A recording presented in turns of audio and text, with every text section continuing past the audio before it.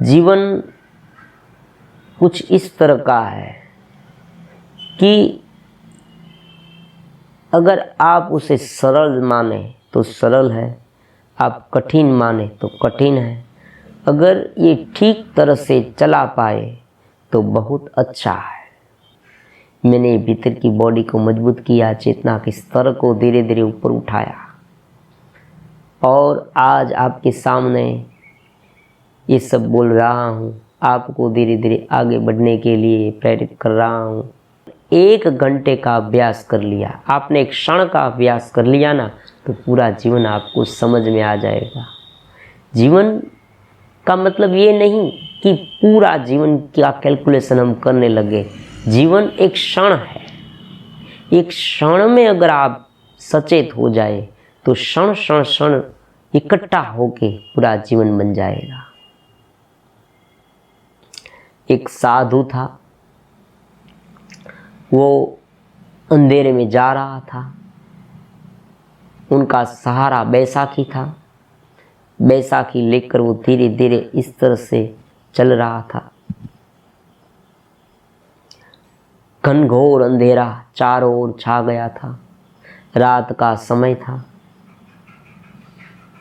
उनके पास टेन कह सकते हैं हम, दिया, एक दिया था, केवल एक दिया। वो चला जा रहा था। धीरे धीरे एक आदमी उनके पास आया।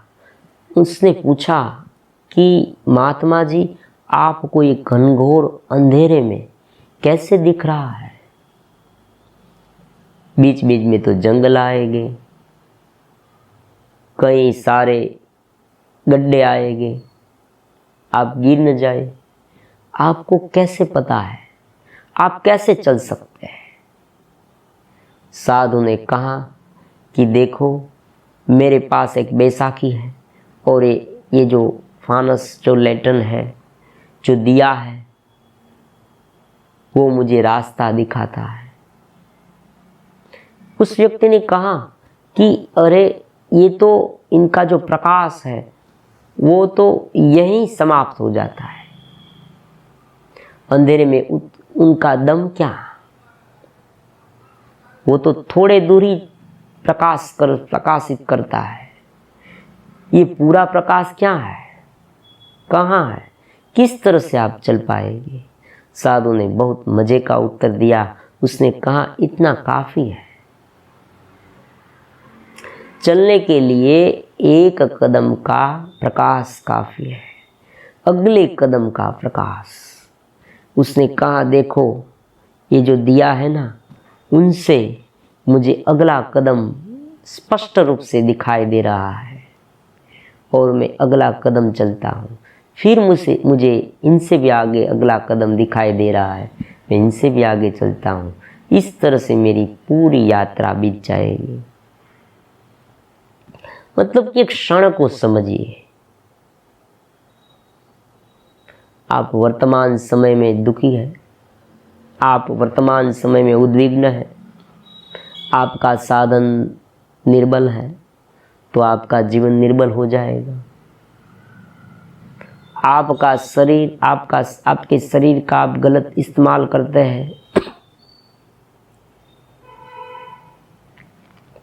तो भी आपका पूरा जीवन व्यर्थ हो जाएगा, क्योंकि आप शक्ति को गलत राह पर लगा देते हैं, मन को गलत राह पर लगा देते हैं।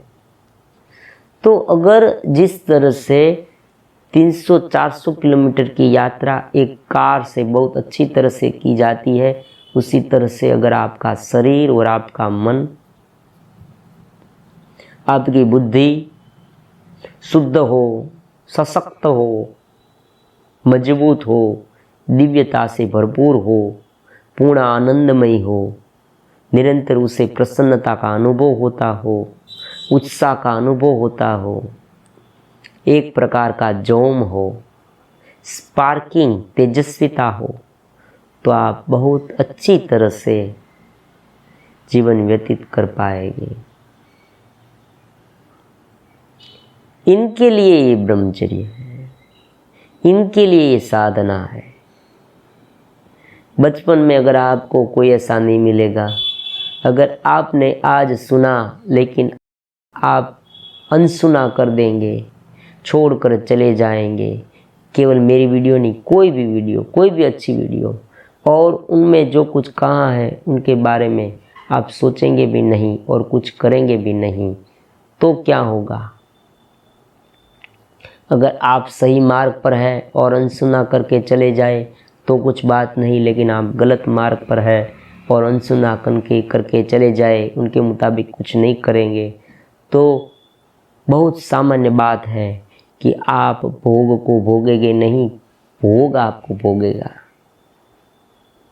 आप वापस आएंगे, जरूर आएंगे, मैं कहता हूँ ना, क्योंकि वहाँ कुछ है ही नहीं।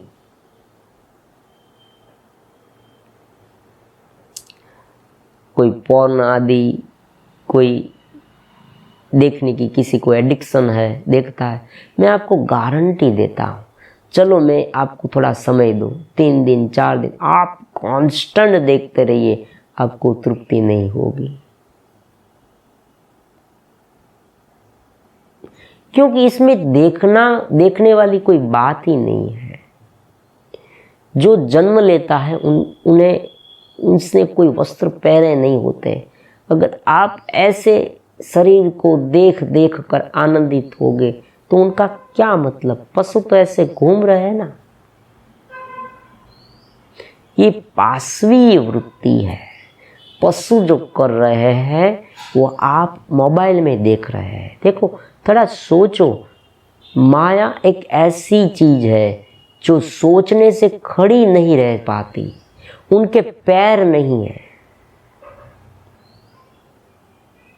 आप माया को देखेंगे ना तो आपको बहुत बड़ी लगेगी, लेकिन जैसे जैसे आप उनके भीतर सोचने लगेंगे, अपना अस्तित्व ढूंढने लगेंगे, तब आपको मालूम होगा कि अरे ये तो बिना पैर वाली है, बिना पंख वाली है, उनका कोई अस्तित्व ही नहीं है। जैसे रात में जो वृक्ष आपको भूत जैसे लगते थे, सुबह होते ही वो सब अलिप्त हो गए, कहाँ चले गए सब भूत? ये तो वृक्ष है, भूत नहीं है। इसी तरह से आपको, जब आप माया को जानने लगेंगे, माया के बारे में सोचने लगेंगे, तब आपको आप पर गुस्सा आएगा, आपको एक आत्मग्लानि होने लगेगी कि अरे मैं फिजूल का समय व्यतीत कर रहा था, लेकिन तब बहुत देरी हो गई है। आज आपने वीडियो देखा, आज एक संकल्प लीजिए, ऐसा तो बिल्कुल नहीं करना। जुड़ना है तो पूरा जुड़िए, बस एक बार जुड़ के तो देखिए। कुछ नहीं रखा है वहां, कुछ नहीं होने वाला। आपका माइंड है ना, वो इतना ब्लैक होल में चला जाएगा, वहां बुद्धि की कोई क्षमता नहीं रहेगी, प्रज्ञा की कोई क्षमता नहीं रहेगी। दिव्यता का एहसास, जो प्रसन्नता का एहसास होता है ना, वो वहां नहीं होगा। एक प्रकार का अजंपा जिसे कहते हैं ना, उद्विग्नता आ जाएगी। सब कुछ हम गवा देंगे। तो आज के लिए इतना रखते हैं।